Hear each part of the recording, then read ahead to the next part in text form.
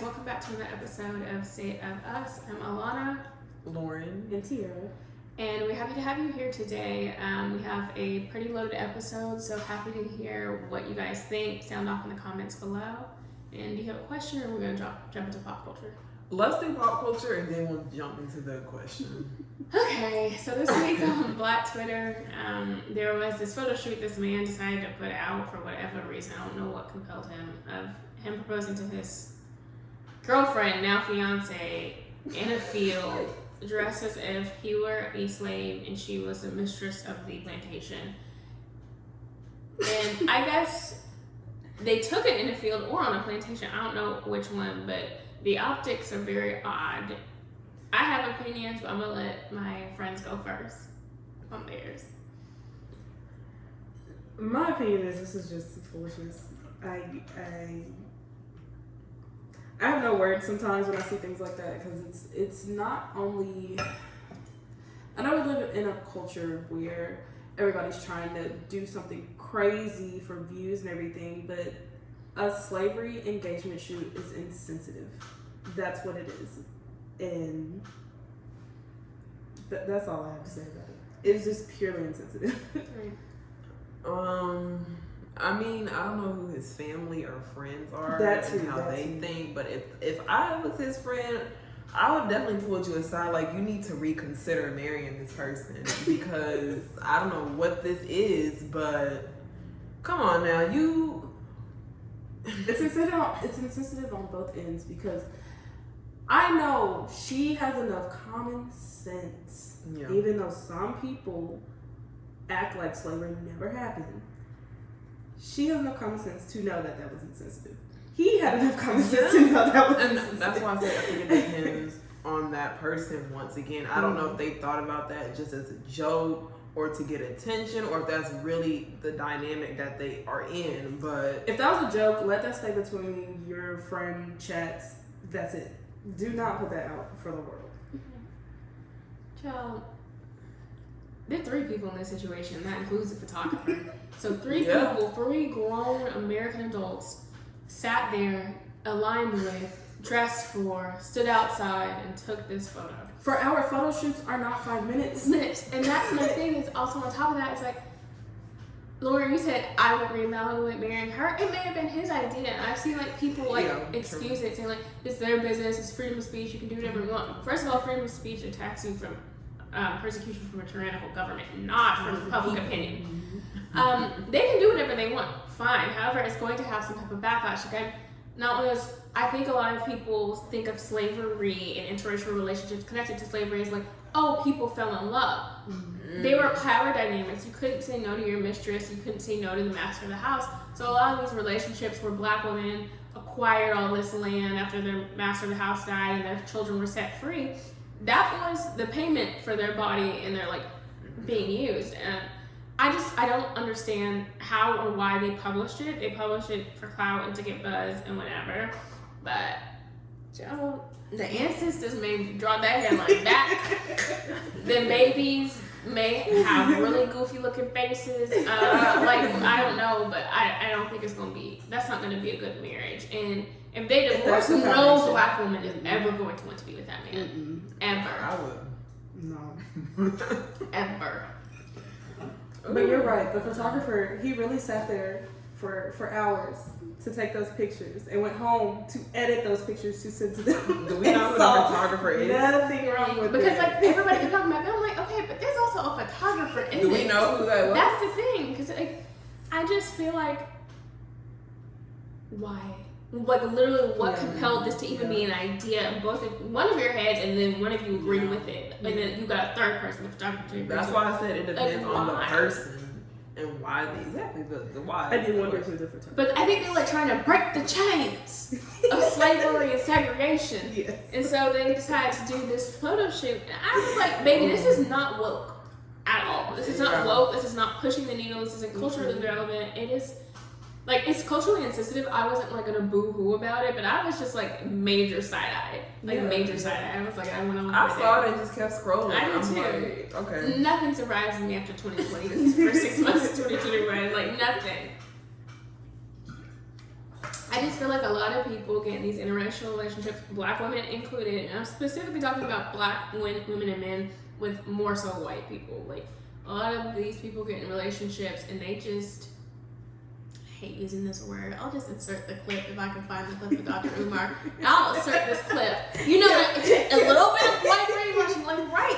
That's exactly what it is, because you can tell, like, black men who are with non-black women, like, they're a certain type, they have a certain way about them. And then black girls with non-black men, like, who, there's a certain type about them, a certain group of them, that, like, it's all, like, baby, we know you have no black friends because that wig looks a hot mess. But, like, I just feel like a lot of people who get in these interracial relationships are either A, lusting, B, wanting to break some type of rule, or C, trying to even out the blackness of their gene pool. And there's some people who are in it genuinely for love, but I feel like it's more so the other side of it that populates and ends up breeding, that sounds awful, but ends up having children and instilling those ideas into their children. The strangest thing I hear is, I want to have children with this race of people because the kids will come out pretty. That is the strangest thing to hear. Right. And you hear that from people's mouths sometimes. Yeah, because that's a self-insecurity thing, because they don't like themselves and they're like, well, I don't want my children to go through that same thing. Not knowing they're going to put their child through worse. Because having a mixed child is not easy. People think it is, but it's not at all. Right. And it's not easy. And you have an extra layer of race and an extra layer of operating within a different culture and how that culture sees skin color and different features too. So it's a lot for a child to deal with if the parents are not aligned. And more so than the parents, the grandparents are not aligned to help. Like, the family is not aligned. The family is not aligned. The entire family. On both sides. But I think it was just something what did you just say, Lauren? It was one of the words you just said, and it triggered in my head something about raising these kids. Like, I remember having people tell me, like, oh, these kids would be so pretty. I think biracial kids are so much prettier. And I'm just like thinking to myself, I ended up telling this girl, I was like, she said that, I was like, well, you know, every race of people has beautiful people, every race of people has not so beautiful people. And I ended up telling her, it's like, you know, whiteness or another race does not make a black person more attractive. Yeah. Because I guarantee you, like, every African American has a certain amount of white blood, but the bulk of our blood is West and Central African. So, like, beauty is not European. And can we stop just limiting beauty to physical features, please? That's not going to happen for a very long time. I know, but in a perfect world, I would like for it to. To not. I mean, I know it's not, but I think, child, the little interracial people have been wilding, really wilding these last couple weeks. And I'm just like, no one cares. And also, Dorian, we were talking about this. My sister and I were talking about this week, like, those YouTube and like Instagram couples that make their whole entire brand and identity them being like interracial couple having biracial children. Yeah. Very odd, very, very odd to me, because this has been going on since the dawn of time. You were not the first one to do it. You will not be the last one to do it. It is nothing new. It's nothing. It's nothing new, and it's very odd because it's just like we don't see color, but you make it the entirety of your brand. Mm-hmm. Very odd behavior. Making money off of your family. Right, literally. Like, do your children even want to be seen that much on the internet? Yeah. Do they want their entire life documented that much? I know. For the world to see, the entire world. Yeah, I'm not a fan of that. I feel like you should wait until your child is an age where they understand that they're being recorded and that you're putting it on YouTube for people to see. And once they understand that and comprehend that, and you can ask them that with them knowing that, then yeah, if they say yeah, then that's their decision at that point. Right. But end of the day, I wish them well. Their families may not, the rest of the world may not. I hope they gain common sense at some point. But please learn from this. Like, yes. Learn from this. But I wish them well. Hey, Lauren, what's your question? Would you consider yourself a selfish person? No, I wish I was. I wish I was, but no, I do not. I think everybody has selfish tendencies because we're human beings, but like there are people who have more selfish tendencies than others. Yeah. I wouldn't call myself like selfish as like an adjective to describe all of my behavior, but like I do have selfish moments. I think we all do. But I know I wouldn't consider myself like selfish.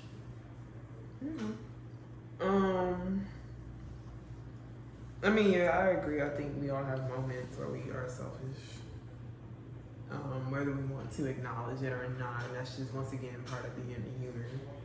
Everybody has needs that they want to be met, and vice versa. So I wouldn't consider myself a selfish person, but I definitely have had selfish moments when I didn't want to do something, or I just wanted something done for me purposely. So, but today we're going to talk about selfishness versus self-care, because you said something just now that you have selfish moments when you like think about yourself, but that's not being selfish. But I think in the context that I was saying is like I just solely wanted that for me, like I wasn't considering somebody else. Got you. But when I was preparing for this topic, I thought about looking up the definitions of self-care and selfishness. And the definition of self-care is the practice of taking action to preserve or improve one's own health. It means that you are simply being mindful of your own needs, so you are better able to support the people you care about and the people around you. And the definition for selfish is lacking consideration for others, concerned with one's own personal profit or pleasure, excessively or exclusively concerned with oneself, seeking or concentrating on one's own advantage, pleasure, well-being, without any regard for others. So with these definitions side by side, it's interesting to me that people will confuse self-care with being selfish. Right. And this is a journey I'm currently on right now of taking the time for my self-care and not having it feel selfish. Because at first, when I started doing this, it did make me feel selfish. But I'm starting to get out of that mindset that me taking care of myself is self-care. It is not me being selfish. Do y'all think that selfish is a label that is put on one gender more than the other? I didn't grow up with brothers, so I'm not sure. Right. Because when you were talking about that, I know a lot of the times women are taught to constantly give of self and be accessible, which is, I think, goes right hand in hand in being like that self-care. Like if you're constantly on and accessible to people, you don't ever have time for yourself. I think women are taught that, but I also think men are taught that, and they're in differing ways. They're like they function differently. But I think I would say that selfishness is like premeditated, and it's also acting on it, and knowing the consequences, but choosing to do it anyway, the repercussions for somebody else. But I think sometimes we conflate somebody, like Tiara said, like saying no, I'm not available right now, or I can't do this, or I already have this plan, I'm going to stick to it, as being selfish. It's like somebody, you're not obligated to have access to somebody 24/7. Yeah. And I feel like that's something we all have to work on and be considerate of somebody else's emotional or spiritual or like physical state of being at the same time. I had to do something. It didn't feel. This morning I got up at 10, and my sister wanted me to pick her up from her friend's house at 11. And I was like, well, I could, but then I'll be rushing and I wouldn't be able to take my hour I need to get ready now, because it takes me an hour to get ready. And so I was just like, you know, this feels selfish, I'm doing this, but I would just ask my mom, could she get her, I knew it wouldn't be a problem. And that's my thing too, like, I know things won't be a problem, but I'm still like, I feel bad for doing this. So I asked my mom to get her an Uber. My mom was like, yeah, that's fine. And I really had to fight with myself to tell myself, this isn't selfish. This is how much time you take to prepare yourself for the day, and you should take that time for yourself. So if you can't do that, you can go get her after, or she can take an Uber. Right. So, yeah, it is hard from coming from a perspective of someone that gives a lot of their time and energy to other people and then trying to not do that anymore. Oh. Ow. You're the only person that's I told y'all I'm really winging this today. I think a lot of it has to do with being the oldest too, because you're required by your parents or whoever is responsible taking care of you that you have obligations to take care of your younger siblings. Mm-hmm. You know, you have to put time aside for them, even if it's inconvenient for you, because you're the oldest. You need to take care of them or help them with something. I've always said the oldest is the third parent. You have your mom, you have your dad, and the oldest kid. They are parent number 3. Specifically the oldest daughter. Mm-hmm. It does feel like that. Even with just situations with me and my siblings and my family dynamic, there have been times where I didn't want to do something and I said no. And they were like, you're not being nice, or don't ask me for this if you're not going to do this for me. And I'm just like, okay. Let's put a pin in that. Because I will say this, like, I think my parents did a very good job and they did not put that expectation on me with my sister. Mm-hmm. And we were so close in age. We're basically Irish until we're a year and a half apart. And so it was always look out for each other, never a lot of you look after Dory. Yeah. But the part where you said, like, you're not being nice, like, this idea of being nice is giving of self. Being nice is manners, is being cordial. Yeah. Being nice is not you always giving your time, always giving your resources or money to somebody else. That's being a pusher. Yeah, there is a difference. I notice how, like, people will guilt trip you into doing what it is that they want you to do by making you seem less than and attacking your character in a subliminal way. Yeah. And unfortunately, your family is the best at doing that. I know. They are the best at doing it. So that just, and I understand that because being the oldest, my parents divorced. My dad moved somewhere to just out of state somewhere. But before he left, he sat me down. He was like, "You have to take care of your sisters. I'm gonna leave. Make sure your mom is fine." And like putting that on me at 12 years old. That's not your responsibility. That's his. Yes. So I've always, and I still carry this responsibility to this day, to take care of like my sisters and my mom and to look out for them.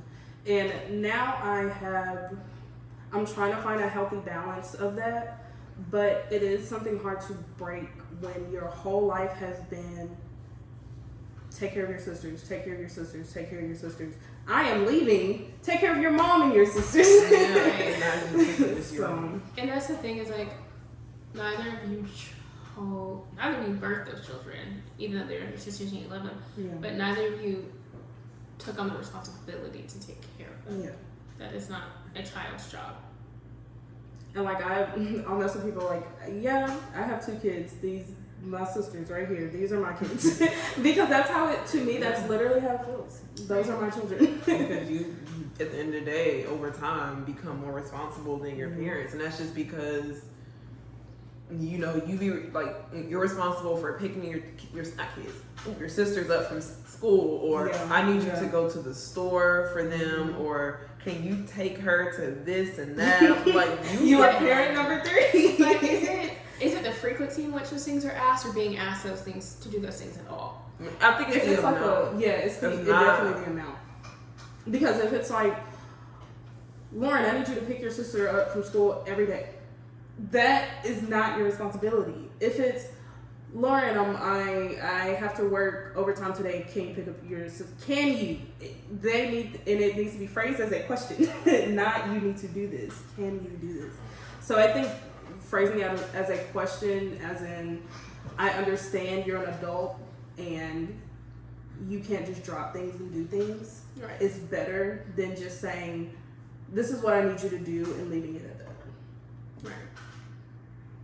I think there's we all have to like contribute to the household to some degree, but there's a very, very, very fine line between being a second parent and contributing to the household in some capacity every now and again. And it's just so funny because, like, across cultures, I think the responsibility ultimately, when something goes wrong within a family or somebody dies or divorce or whatever, or even the parents may work a ton and they're still together, like, the responsibility ultimately falls on the oldest daughter, followed by the second oldest daughter.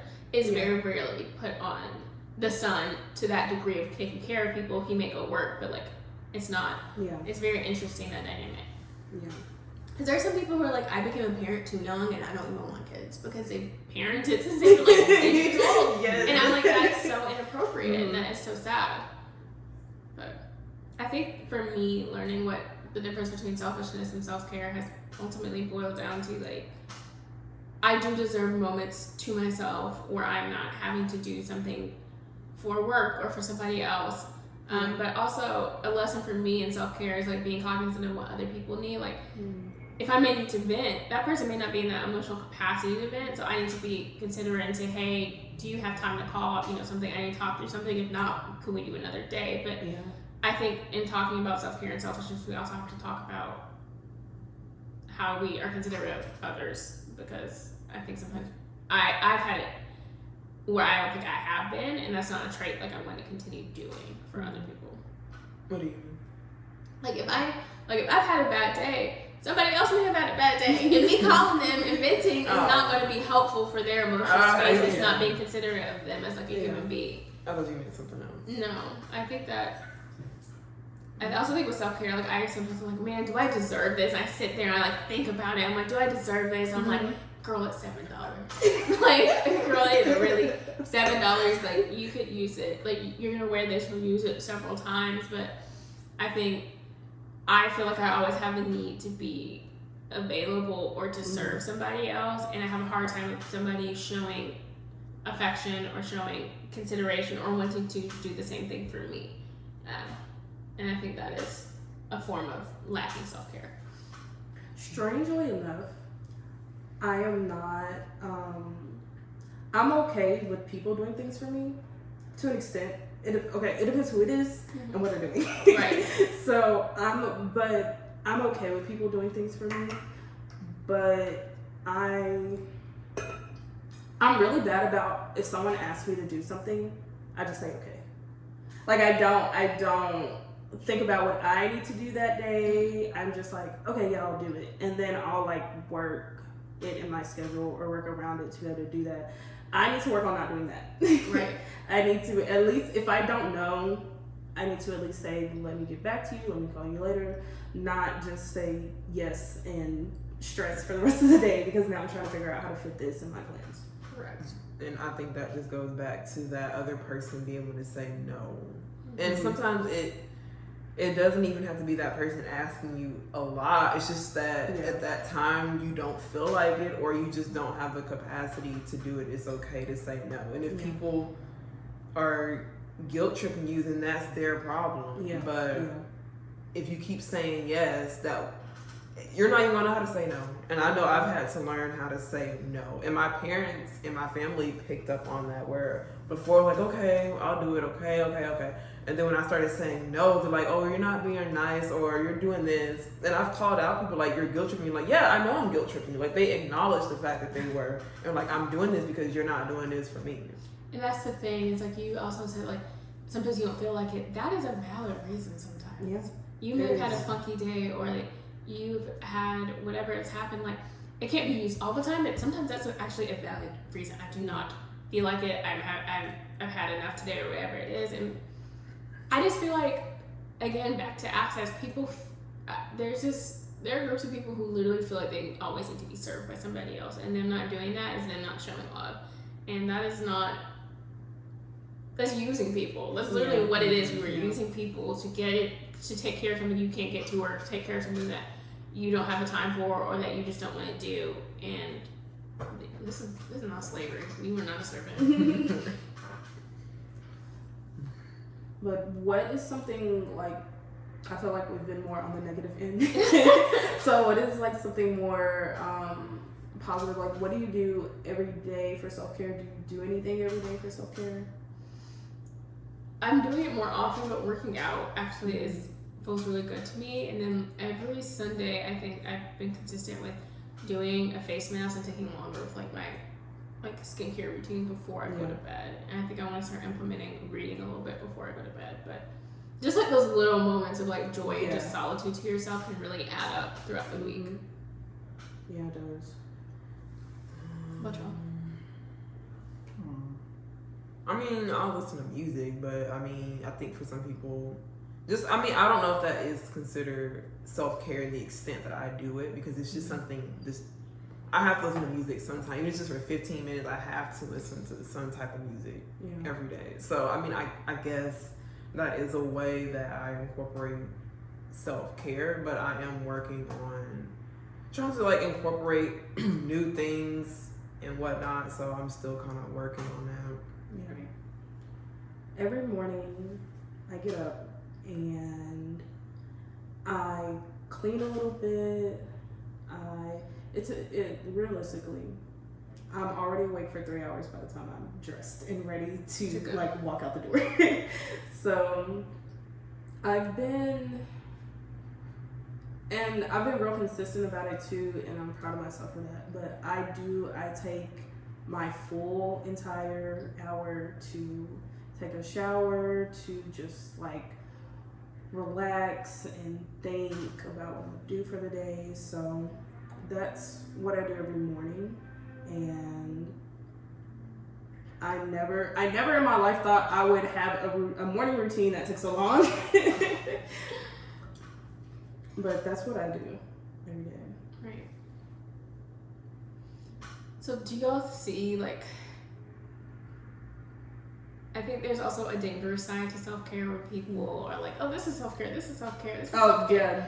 Yeah. And it's just like, self-care can be like, self-care, like you said, Lauren, like you're listening to music, you don't know if that counts. Like, self-care doesn't have to always be like the face mask and the bubble bath. It can be a variety of different things. I mean, yeah, I know that, but I'm just saying because music is just a normal part of my daily routine. That's why I said I don't know if I technically would consider that as a self-care. Well, when you listen to music, do you not do anything while you're doing it? Right. I'm always doing something. Lord. You have. We need to work on that. Yeah, you have to find something where you're not. It's either you enjoying that act or whatever. Yes. I mean, I like the song. Relaxed.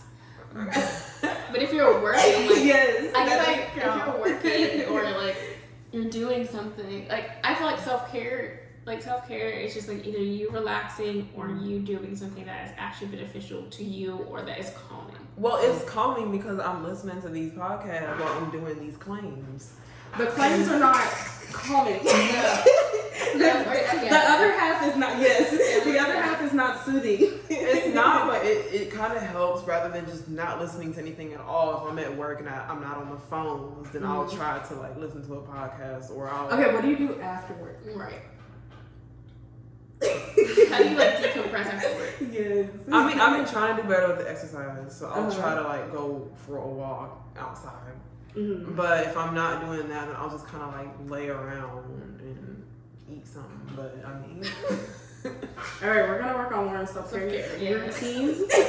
Just something. It doesn't have to be an hour like mine, but I can't stay in the bathroom for nothing. At least something once a week. Yeah.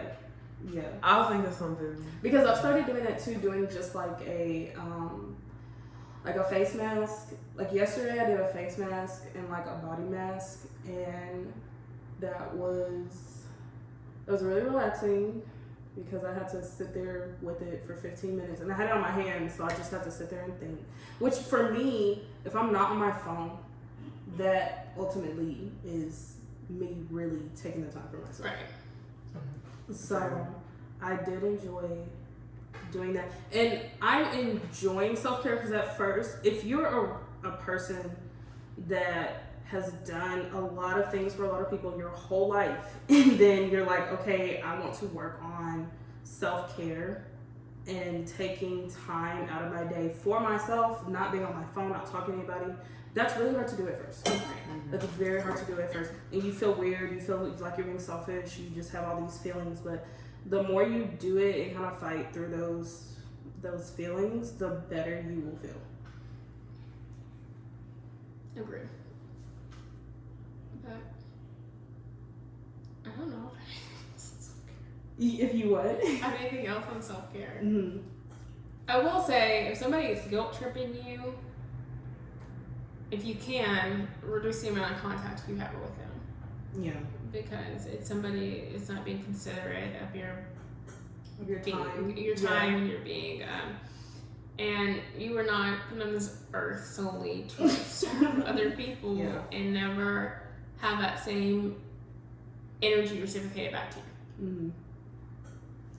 And I know we keep bringing it back to family, but they're the worst people. They're the worst people when it comes to guilt tripping you. And having conversations with people that have always known how to like manipulate you into being like, this is what you do and I need you to stop doing this, it's not easy and it's uncomfortable.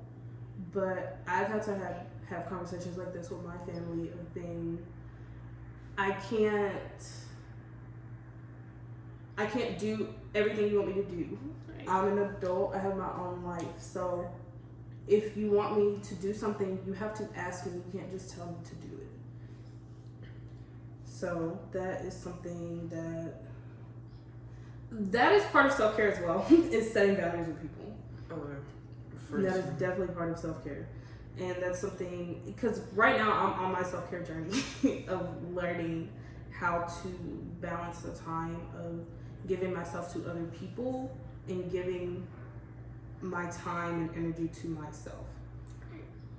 And I am working on the balance, but I am better than I was 6 months ago. Mm-hmm. So it's a journey. Yeah, no, it's a literal journey. And it's not an easy one, but because I feel like life is just a constant journey through things, but I feel like you get to a point where you're just like, okay, I like where I'm at with this, yes, so I'm going to stay here. So I feel like I'm close to that point with like my self-care, and I'm very happy about that. Right. But Lauren, we need to get you started on the journey. Figure it out. But yeah, just going back to the whole family thing, and not just family, but just people who are a part of your daily life.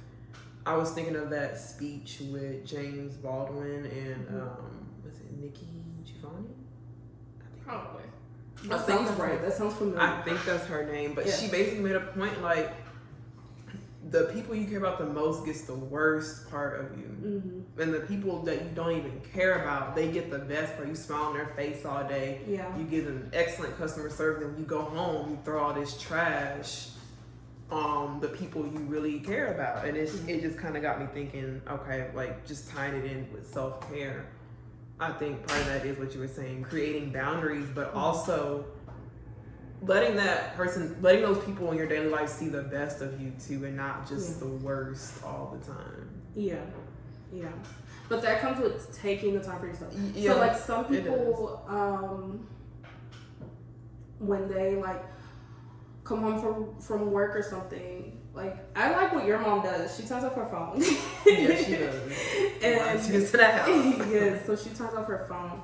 But like some people, they do take the time to like be alone, like sit in their car for 15 minutes or like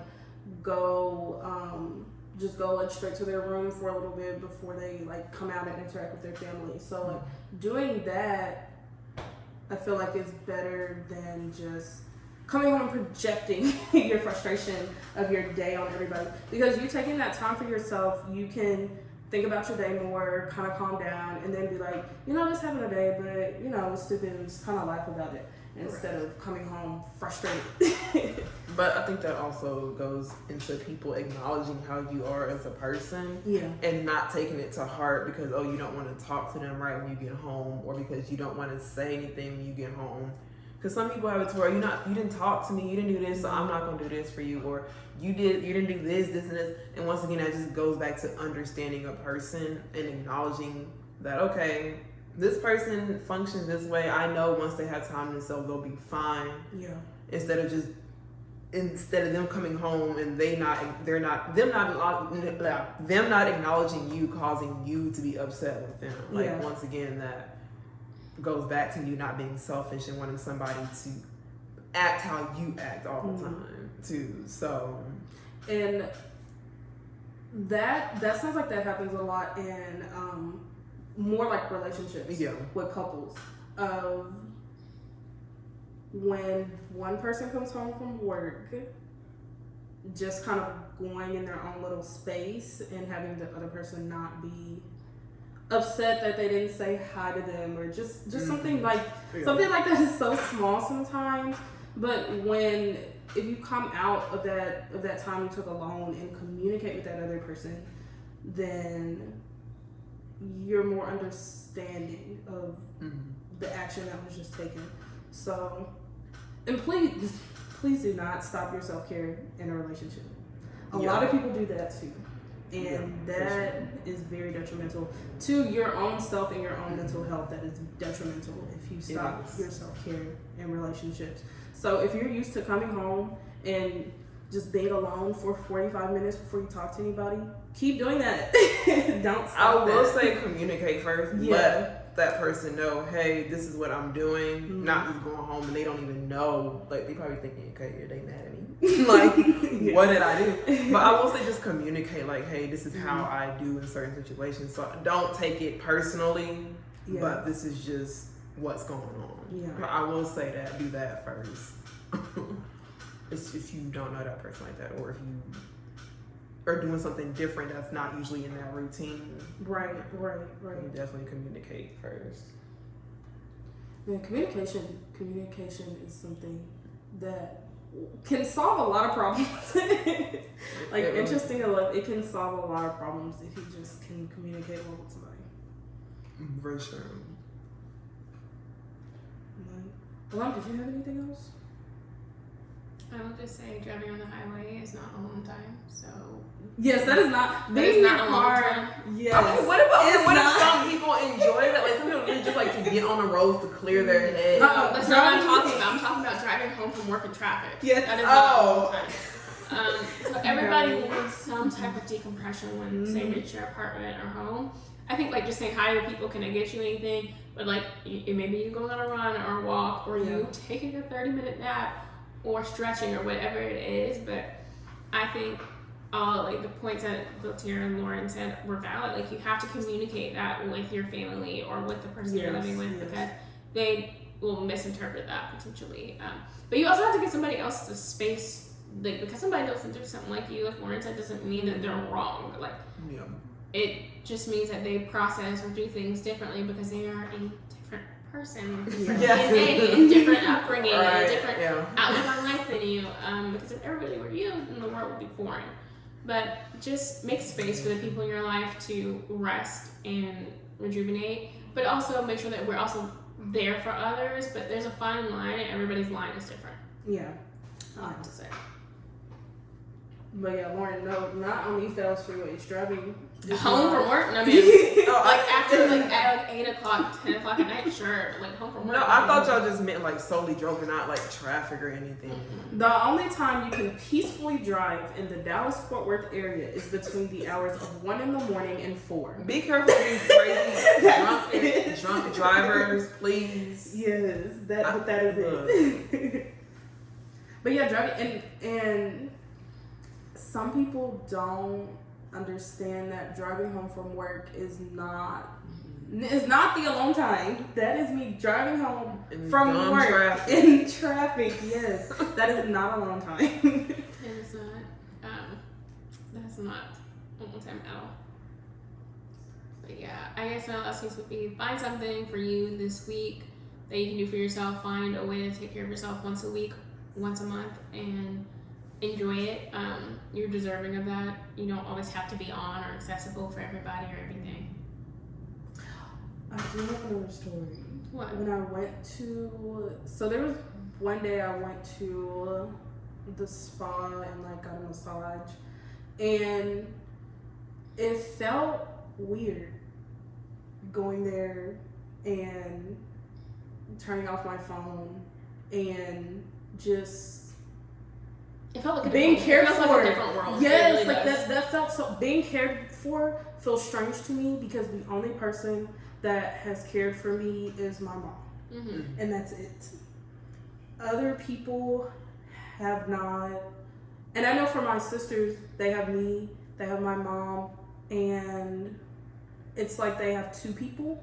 But for me, it's only been that one. And I can always tell when my mom is like, because our parents are people too, so I can tell that she's not there for that moment or whatever. And I've had to like find other ways. And that's also the dangerous thing about being the oldest is that sometimes you feel really isolated sometimes of wanting care from other people. And it feels weird being in a position where people care for you when that's all you do is care for other people. Right. Yeah. I agree. What's that?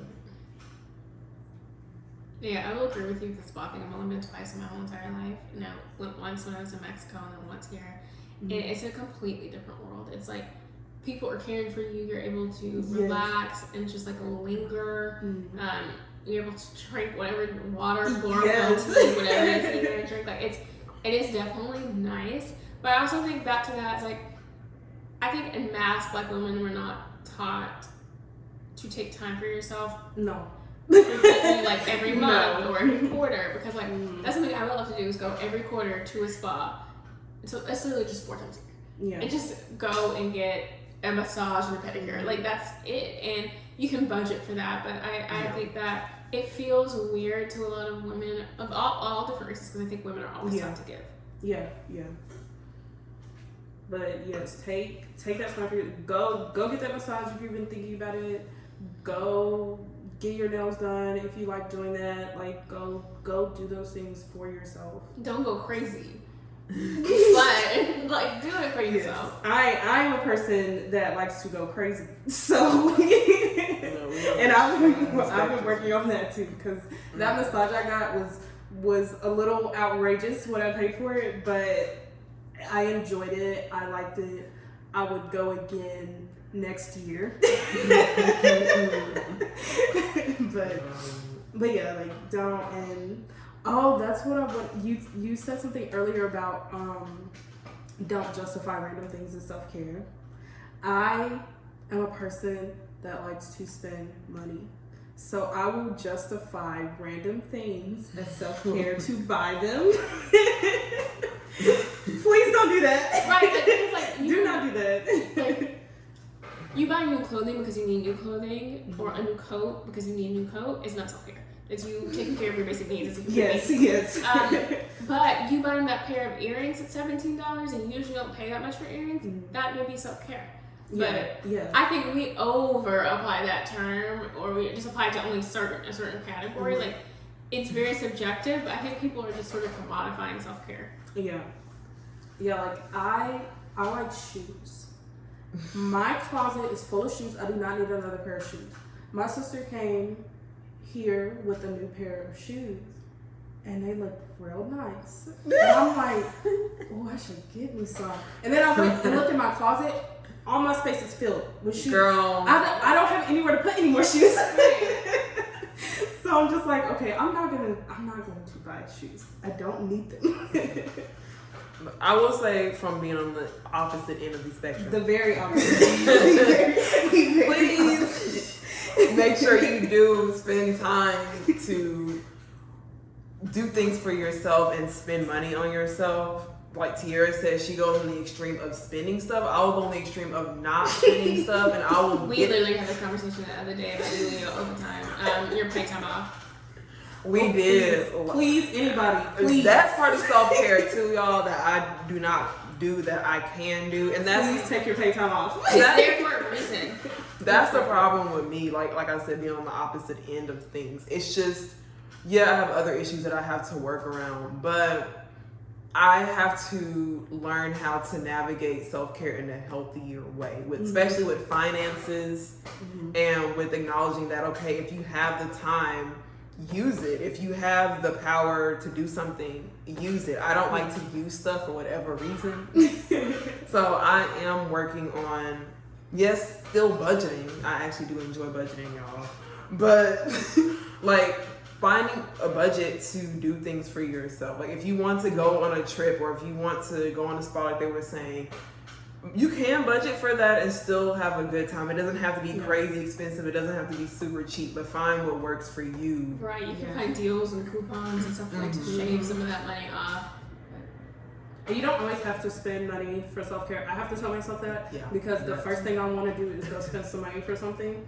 And excuse me. So I will just like cleaning, light cleaning is soothing to me. Like putting some dishes in the dishwasher, mopping, vacuuming, doing things like that. I kind of like doing those things. So, and when I do those things, I put my phone somewhere away from me while I do these things. Because my big thing is my phone. I will stay on my phone, and my self-care is not being around my phone.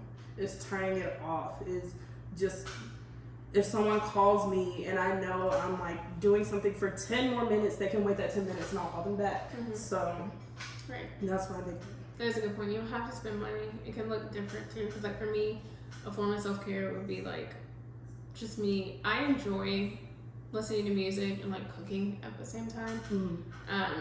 And just like having that space. Like whenever, I'm not saying I can't do it when they're home, like, but I live at home right now, so like whenever my parents are out of town, like that's one of my favorite things to do is to like try a new recipe and like literally just listen to music and enjoy that evening to myself.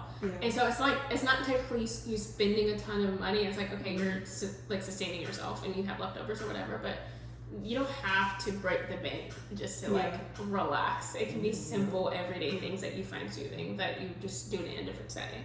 You can write, you can talk to people that you haven't talked to in a while. Like there's a lot of things. You can do a puzzle. I know I'm acting like not even being like a kid right now. But no, the puzzle examples. I'm wanting to do more is read more.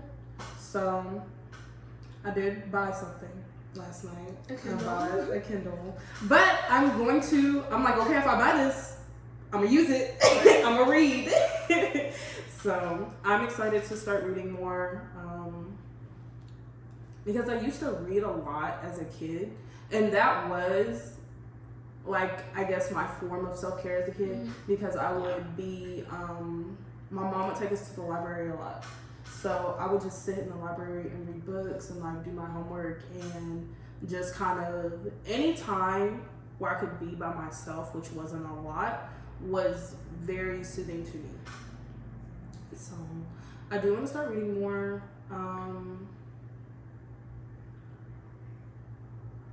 I'm still working on my budget. And it's funny because Lauren told me the other day, because who went bankrupt? You said somebody.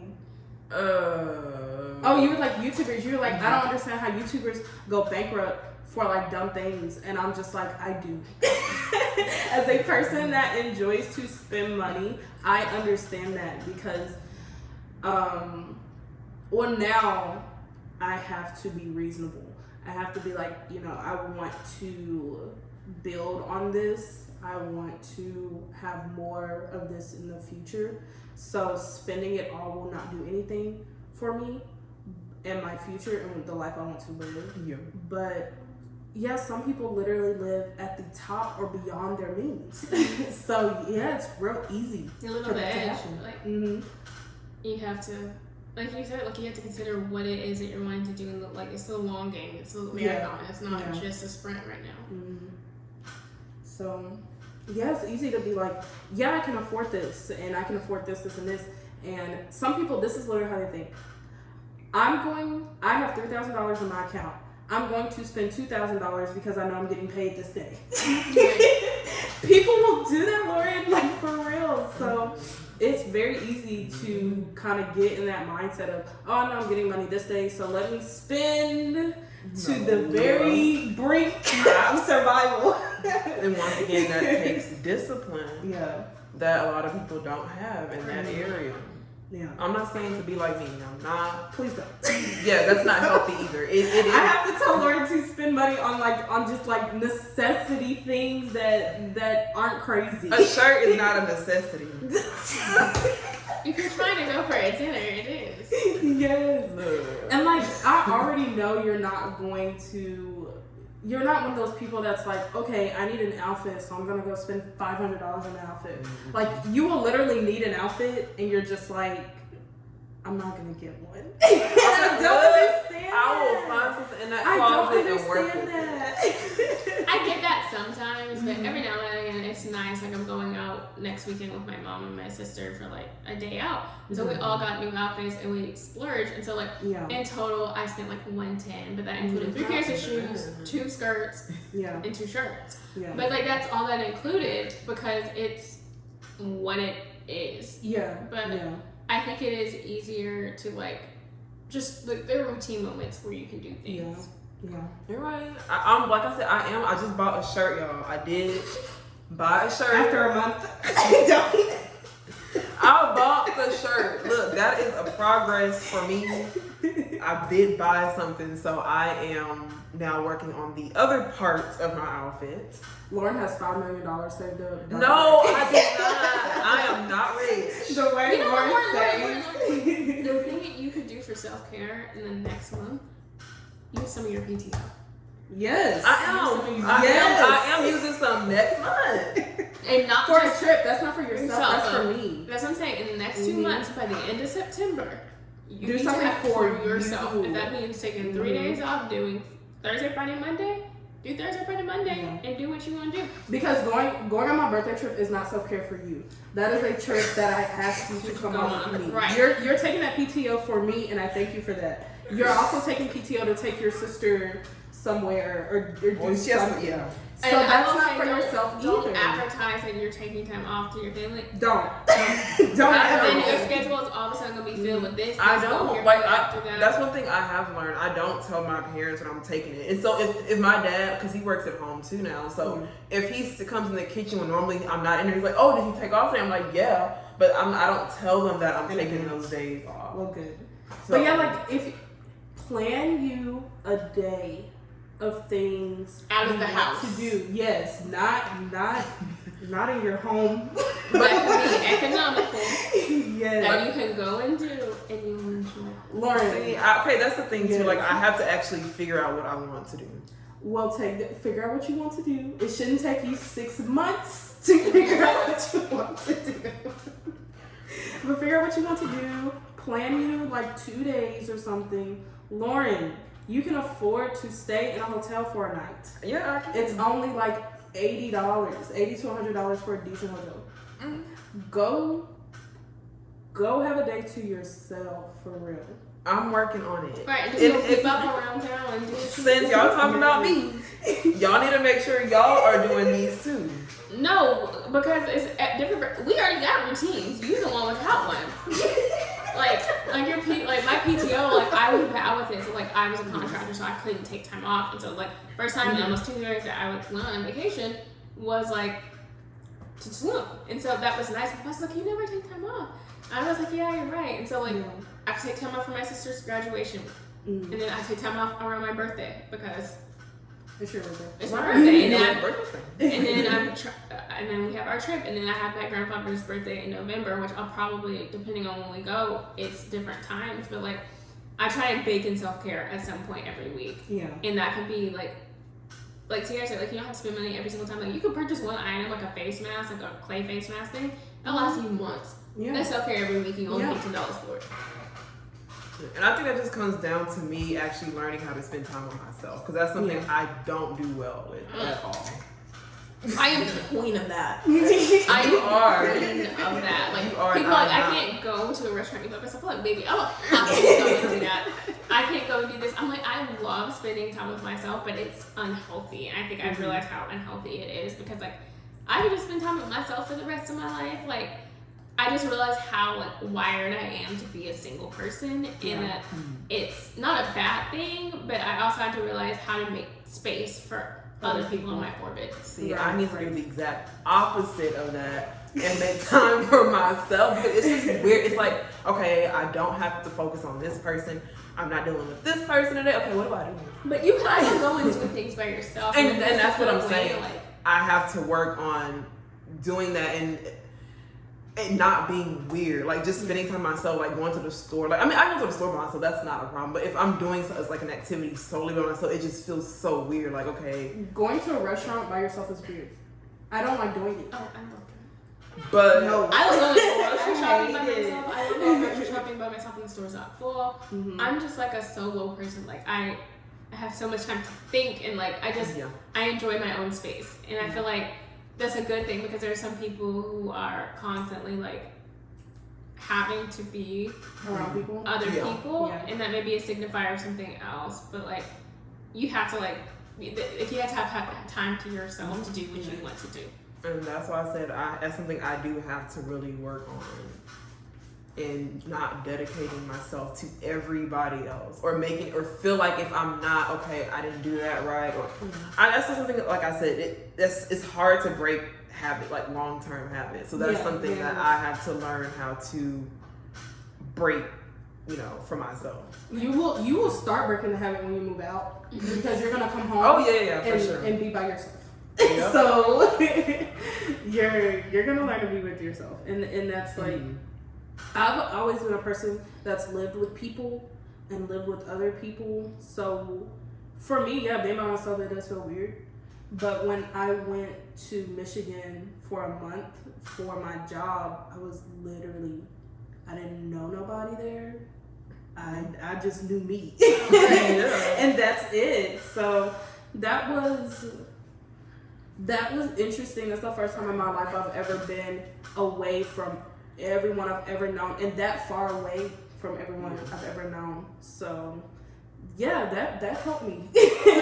That really did help me. I was forced. Yes, I was forced to be by myself. And another thing, girls have a bad habit of this. You can go on a trip by yourself. Yeah. Make sure you go to something Be safe. safe. Be safe and be smart, but you can go on a trip by yourself. Yes. Don't You let do not somebody need to. make you feel like you need somebody to go with you. Right. You can go on a trip to a safe area in the United States. And then you're not don't go to Africa by yourself. I do not recommend that. I would not recommend going to a foreign country where you don't know anybody or know anybody's family. As a woman, You're not used to traveling by yourself. I know some women that's their job, or they become accustomed to that lifestyle. But like, you can travel by yourself in the United States. There are certain spots I would not go. I would not go.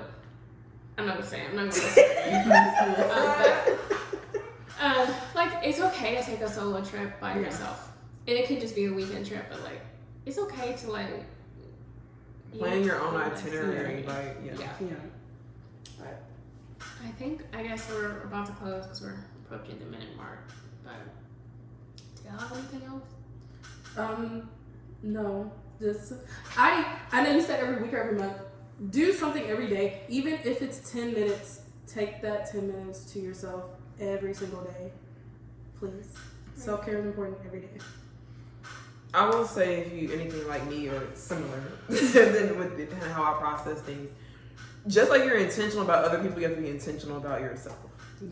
And like I said, I know that can be difficult, but you have to be disciplined in that area too, and force yourself to do something that you would not have done otherwise with yourself. Right. So that's my advice.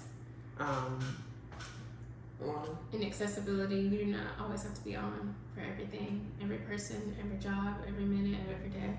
You have the right to just laze around and to do whatever it is that you need to do on occasion. Like, take care of yourself, because at the end of the day, like, you're the ultimate, like, you're responsible for you at the end of the day as a grown adult. And part of being responsible for you is saying, you know what, I'm ragged and I need to be able to relax. So there you go. But thank you guys for tuning in to another episode. If you can, follow us on our social medias, on Instagram at StateOfUsPod, and on Twitter at StateOfUsPod_1. We are looking forward to seeing you over there. Bye.